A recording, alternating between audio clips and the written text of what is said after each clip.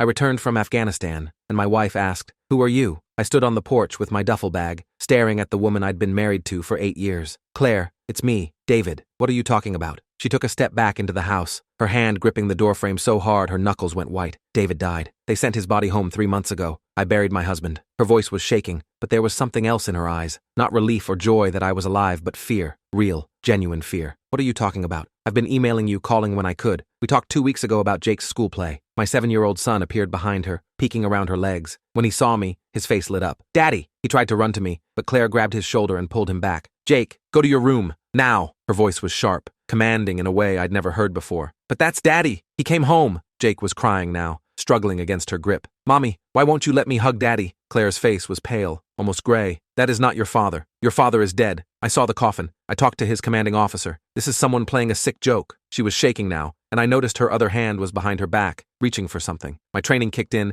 and I saw the shape of a phone in her back pocket. She was calling someone. "Claire, I don't know what happened or what you were told, but I'm alive. I'm standing right here. Let me come in and we can figure this out." I kept my voice calm, non-threatening, but my mind was racing. How could she think I was dead? Who had told her that? Who had she buried? "Don't come any closer." Her voice was getting higher, more panicked. "I'm calling the police. I don't know who you are or what kind of sick game this is, but you need to leave." Behind her, Jake was sobbing. "Mommy, please. That's Daddy. I know it's Daddy." A man appeared behind Claire, putting his hand on her shoulder. He was tall, maybe 40, wearing jeans and a polo shirt like he belonged in my house. "Honey, what's wrong?" Then he saw me, and his expression changed. "Who the hell are you?" My stomach dropped. "Who the hell are you?" The man stepped in front of Claire and Jake, positioning himself between them and me like he was protecting them. "I'm Ryan, Claire's husband. Now I'm going to ask you one more time. Who are you, and what do you want?" The word husband hit me like a physical blow. Her husband? I'm her husband, David Morrison. I've been deployed in Afghanistan for the past 10 months. What is going on here? Ryan's face hardened. David Morrison died in action 3 months ago. There was a memorial service. Claire received his personal effects. So I don't know who you are or what you're trying to pull, but you need to leave before I make you leave. He was a big guy, probably worked out regularly, and he looked ready to back up his threat. I kept my hands visible, palms out. "Look, there's obviously been a terrible mistake. Can we just all calm down and figure out what happened? Claire, please, it's me. I can prove it. Ask me something only David would know." Claire was crying now, her whole body shaking. The real David had a scar on his right shoulder from when he fell off his bike when he was 12. He proposed to me at Riverside Park on a Tuesday evening in June. His mother's name was Patricia, and she died of cancer when he was 19. She was reciting facts like she was trying to convince herself, not me. I have the scar. I proposed on June 15th at sunset. My mom died on March 3rd, 2011. I started to roll up my sleeve to show the scar, but Ryan stepped forward aggressively. Anyone could have found out that information. Facebook, public records, talking to people who knew him. This doesn't prove anything except that you did your homework before coming here to terrorize a widow and her son. I pulled out my wallet with slow, deliberate movements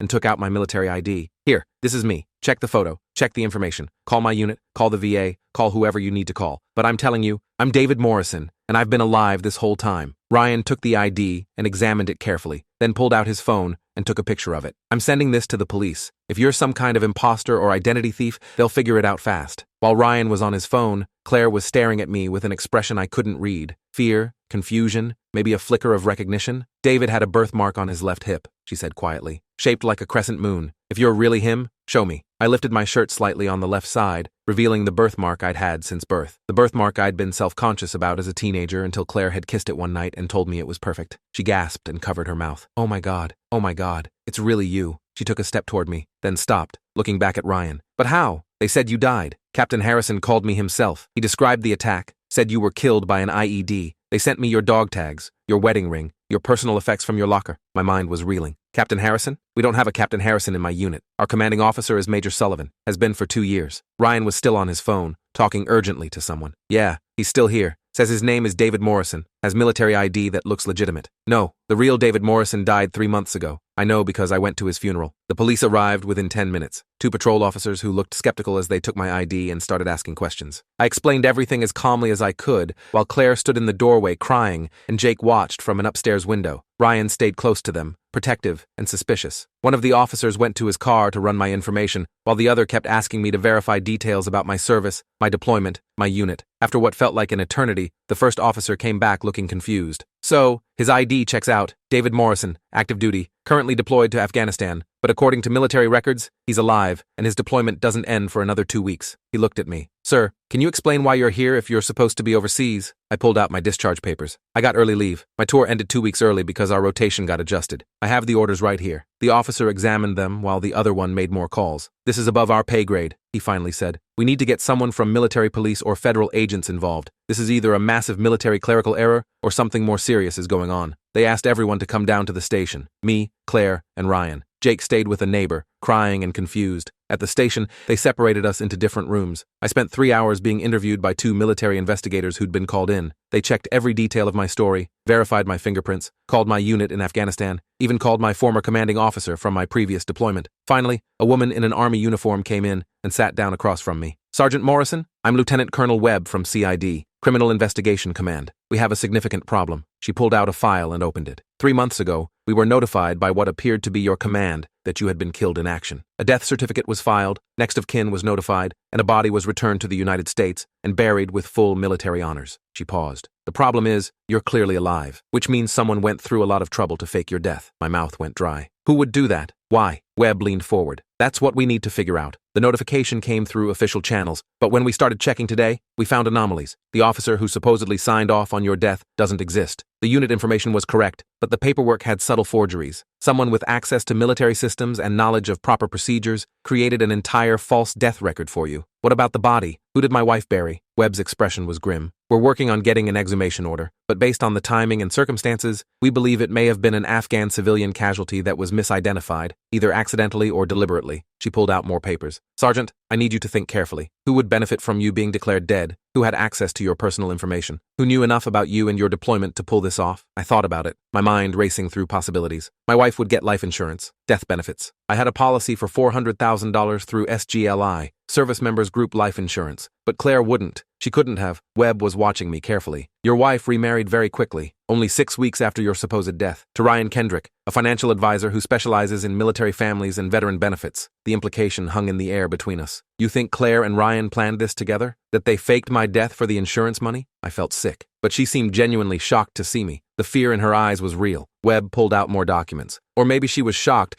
because she thought whoever they'd paid to handle this had actually killed you, and seeing you alive meant their plan had failed." She showed me bank records, emails, text messages between Claire and Ryan that dated back over a year, while I'd been deployed. Messages about insurance policies, about how to file death benefit claims, about finding someone who could handle the paperwork. My hands were shaking as I read through them. I was in Kandahar. I was doing convoy security, base operations, everything normal. How would you fake a death with my unit right there? Webb explained what they'd pieced together. Someone with access to military databases filed false casualty reports. We're still tracking down who, but we believe it was an insider, either someone in admin or someone who'd hacked the systems. The person they buried was likely a local casualty from an actual IED attack. Your personal effects from your locker were taken by someone who had access to the base, probably bribed or paid to steal them. Everything was timed to look legitimate. She pulled out photos of Ryan. Ryan Kendrick has a brother, Michael Kendrick, who works as a contractor on military bases in Afghanistan. He had access to personnel areas. We believe he's the one who physically stole your personal effects and may have been involved in the identity swap with the body. They kept me at the station while they arrested Claire and Ryan. I watched through a window as they were brought in separately, Claire crying and protesting, Ryan silent and cold. Jake was placed with Child Protective Services temporarily until they could sort out custody. I wanted to go to him, to explain somehow, but they said it would be better to wait until things were clearer. Over the next few days, the full scope of what had happened emerged through investigations and interrogations. Claire and Ryan had been having an affair for over a year, starting when Ryan had helped her file some insurance paperwork while I was on my previous deployment. They'd hatched a plan to have me declared dead so Claire could collect the insurance money and they could be together without the mess of a divorce. Ryan's brother Michael had been the key. He worked as a supply contractor at Bagram Airfield and had access to personnel areas. They'd paid him $50,000 to steal my personal effects and help create the false death record. The body that was buried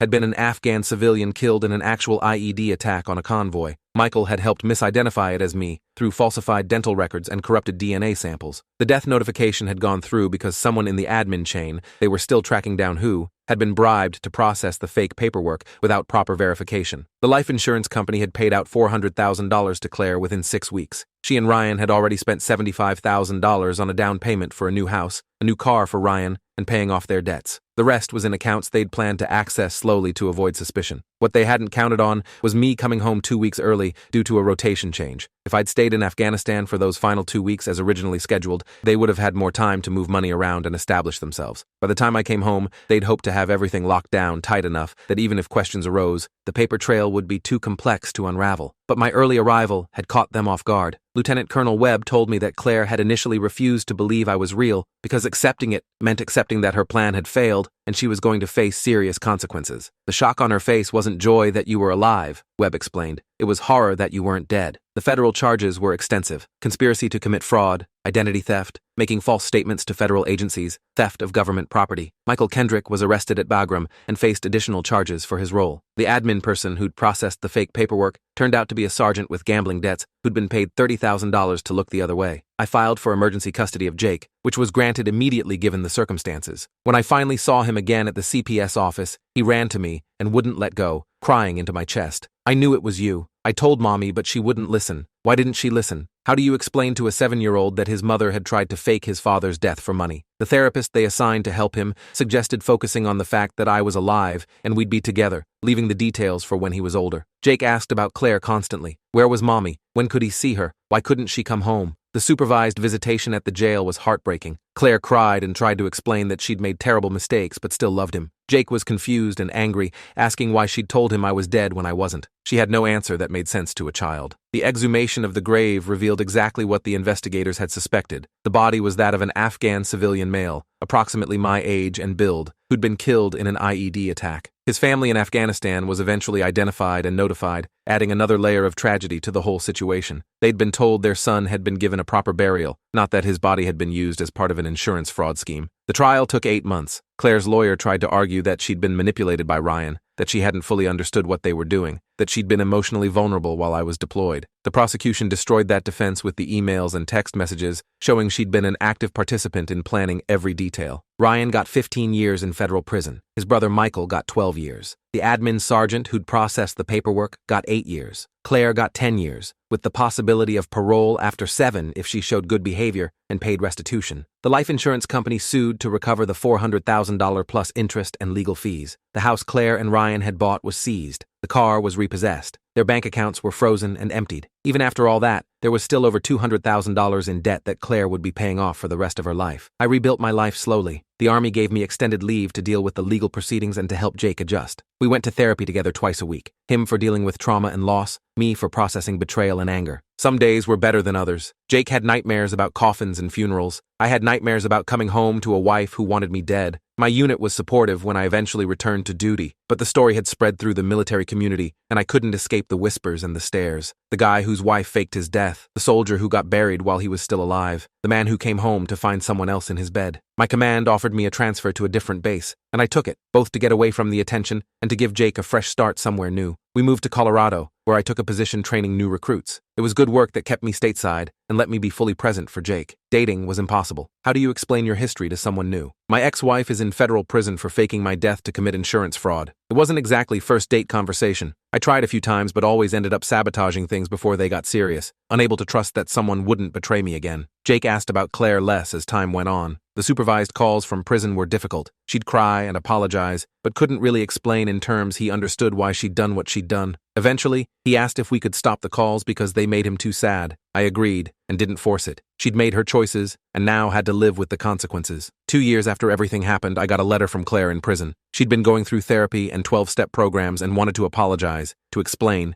to somehow make amends. She wrote that the affair with Ryan had started innocently, but escalated, that they'd convinced themselves I wouldn't really be hurt because I'd never know, that the money would give Jake opportunities and security. She wrote that seeing me alive on the porch had shattered her completely because she'd spent 3 months believing I was dead, mourning me while also feeling guilty about the insurance money. She'd convinced herself the lie had become truth. I read the letter once and put it in a drawer. Maybe someday I'd be ready to forgive, but not yet. Not when I still woke up sometimes wondering if I was safe, if someone else was plotting against me. Not when Jake still occasionally asked if I was really real, or if this was a dream. The settlement with the insurance company took 3 years to fully resolve. They recovered most of their payout, but I received $50,000 in compensation for emotional distress and the identity theft. I put it in a college fund for Jake, When he asked what the money was for, I told him it was to make sure he had opportunities, that something good could come from something bad. Lieutenant Colonel Webb stayed in touch, updating me as they uncovered more details about the fraud ring. My case had opened up an investigation into other suspicious military deaths, and they'd found 2 more cases where deaths had been faked for insurance money. The military overhauled their casualty reporting procedures, adding multiple verification steps and outside audits to prevent similar fraud in the future. Small comfort, but at least some good came from it. Jake started calling me Pops instead of Daddy around age 9, wanting to seem more grown up. He did well in school, made friends, played soccer. Most people in our new town didn't know our story, which helped him feel normal. When kids asked about his mom, he'd say she lived far away and he didn't see her much. Not exactly a lie. By the time he was 12, I felt like we'd found our rhythm. We had our routines, our inside jokes, our way of being a family, even if it was just the 2 of us. He knew his mother had done something very wrong and was paying for it, but we didn't dwell on it. We focused on moving forward. Claire sent letters occasionally, usually around his birthday or holidays. I always gave them to Jake and let him decide if he wanted to read them. Sometimes he did, sometimes he didn't. I never pressured him either way. She wrote about missing him, about how she was working on herself, about hoping someday to be part of his life again. When Jake was 15, Claire was granted parole after serving 7 years. She'd been a model prisoner, completed every program available, and convinced the parole board she'd been rehabilitated. She moved to a halfway house 3 states away and started working at a dry cleaning business. She called asking if she could see Jake. He was old enough to decide for himself, so I asked him. He thought about it for 2 days before saying yes, but only if I came with him. We drove 6 hours to meet her at a supervised family visitation center. She looked older, thinner, with gray in her hair she'd never had before. She cried when she saw Jake, who was now taller than her, and looked like a young man instead of the little boy she'd last seen. They talked for an hour while I sat in the corner, watching. She asked about school, about his interests, about his life. He answered politely, but with distance, like he was talking to a stranger, because in many ways, she was. On the drive home, Jake was quiet. Finally, he said, "I don't think I want to see her again for a while. Maybe when I'm older and can figure out what to say to her, but not yet." I told him that was okay, that he could take all the time he needed, that there was no rush to figure out his relationship with her. He nodded and turned up the music, and we drove the rest of the way home in comfortable silence. I retired from the military after 22 years of service, ready for a change. I got a job as a contractor training security personnel, better pay, more stability, and no more deployments. Jake was 17 and thinking about colleges. We visited campuses together, talked about his future, made plans like normal families do. Sometimes people asked if I'd ever found out why Claire had really done it, beyond just the money and the affair. Psychologists who'd evaluated her said she'd been dealing with abandonment issues from her own childhood,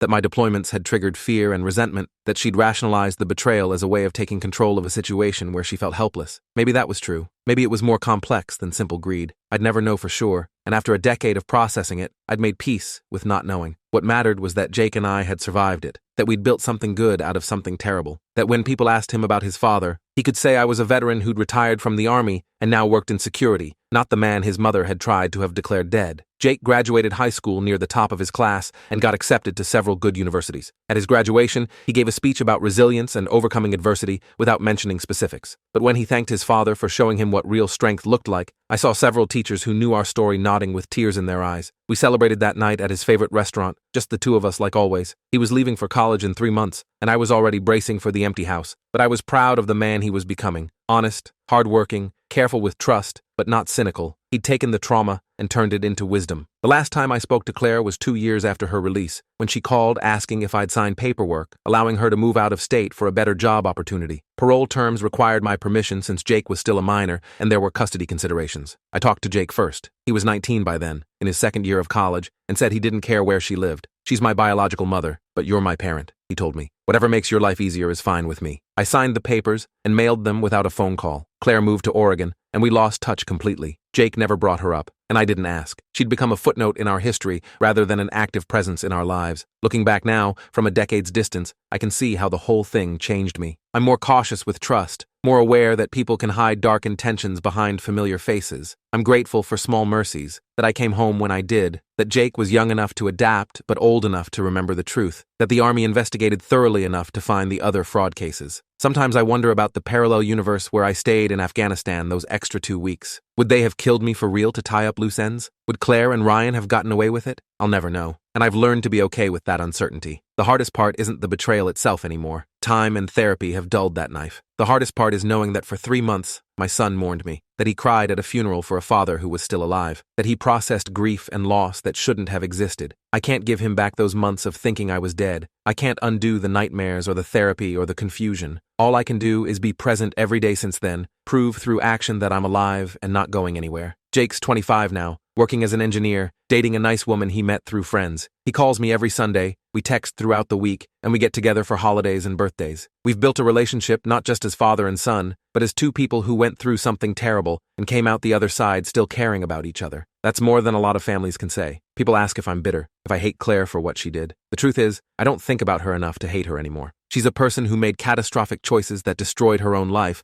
along with nearly destroying mine. She lost her son, her freedom, her reputation, and years of her life to prison. That's consequences enough without me adding my hatred to the pile. What she did revealed something I wish I'd never learned, that anyone is capable of almost anything if their circumstances and motivations align in the wrong way. That love can curdle into something unrecognizable, that the person sharing your bed might be planning your funeral. But it also revealed resilience I didn't know I had, the unconditional love between a father and son, and the support of a military community that rallied around us when everything fell apart. If I could go back and prevent it all from happening, would I? Of course. But I can't. So instead, I focus on what I built from the rubble. A good relationship with my son, a successful second career, a life that's maybe smaller and more cautious than it could have been, but honest and real. That's enough. Last year, on the anniversary of the day I came home to find Ryan in my house, Jake called me unexpectedly. "I just wanted to say thank you," he said, "for handling everything the way you did, for not making me choose sides or feel guilty, for letting me process it all at my own pace. I know it wasn't easy for you." I told him he never had to thank me for being his father. That's just what parents do. They show up, they protect, they do their best, even when their best doesn't feel like enough. We talked for an hour about nothing important, just catching up on his work and mine, making plans to meet for dinner next month. After we hung up, I sat on my porch and thought about that day 10 years ago when I stood on a different porch with my duffel bag, staring at a wife who claimed not to know me. How completely my life had shattered in that moment, then slowly pieced itself back together into something different, but whole. The scars are still there, the wariness, the occasional nightmares, the knee-jerk suspicion when things seem too good to be true. But scars are proof of healing, evidence that wounds can close even when they leave marks. I went back inside and pulled out an old photo album I rarely looked at anymore. Pictures of Claire and me on our wedding day, young and happy and convinced we'd figured out forever. Pictures of Jake as a baby, as a toddler, as a kid who loved his mother and believed the world was safe. I studied those images of people who didn't know what was coming, and I felt something that wasn't quite forgiveness, but also wasn't hatred. Maybe compassion for the wreckage of what could have been. Then I closed the album and put it back on the shelf. The past had its place, but it didn't own me anymore. I'd survived the impossible, being declared dead while I was still alive, coming home to find my life had been stolen. If I could survive that, I could survive anything. And I had Jake, who'd survived it too, and turned into someone I was proud to call my son. That was enough. More than enough. Everything else was just details in a story I'd lived through and learned from, and eventually, mostly, moved past. Tomorrow, I'd wake up and go to work and call Jake and live my life like the millions of people who've faced betrayal and found ways to keep going. 'Cause that's what you do. You survive, you adapt, you build something new from what's left. And someday, when someone asks about the hardest thing I ever went through, maybe I'll tell them about coming home from war, to find my wife had tried to erase me from existence. Or maybe I'll just smile and say, everyone has their struggles, and what matters isn't what happens to you, but what you do with what happens. Either way, I made it through. We both did, and that's the only ending that really matters. Sometimes the worst betrayals come from the people closest to us, but surviving them proves what you're really made of. Subscribe if you want more stories like this. Until next time, take care.